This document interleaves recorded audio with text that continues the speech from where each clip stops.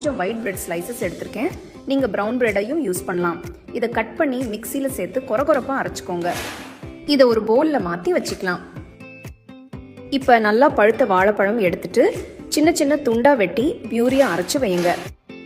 இதையும் ஒரு பவுலுக்கு மாற்றி வச்சிடலாம்.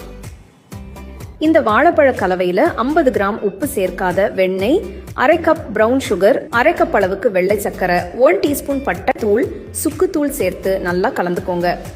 வாசனைக்கு வெனிலா எசன்ஸ் கூட சேர்க்கலாம். இது ஆப்ஷனல் தான். இப்போ பிரெட் கிரம்ஸை இதில் சேர்த்து நல்லா மிக்ஸ் பண்ணிக்கோங்க. ஒரு பேனில் இதையெல்லாம் ஊற்றி மீடியம் ஃப்ளேமில் கலந்து விட்டுக்கிட்டே இருக்கணும். பிரெட்டும் பழமும் சேர்ந்து நல்லா ஹல்வாவாக ரெடி ஆகும். கொஞ்சம் கெட்டியாக ஆனதும் இன்னும் கொஞ்சம் நெய் ஊற்றி நல்லா கிண்டி விடுங்க. இப்போ கைப்பிடி அளவுக்கு முலாம்பழ விதைகள் அல்லது வறுத்த முந்திரி சேர்த்து நல்லா கிளறி தீயை ஆஃப் பண்ணுங்க. சூடான சுவையான வாழைப்பழ பிரெட் ஹல்வா தயார்.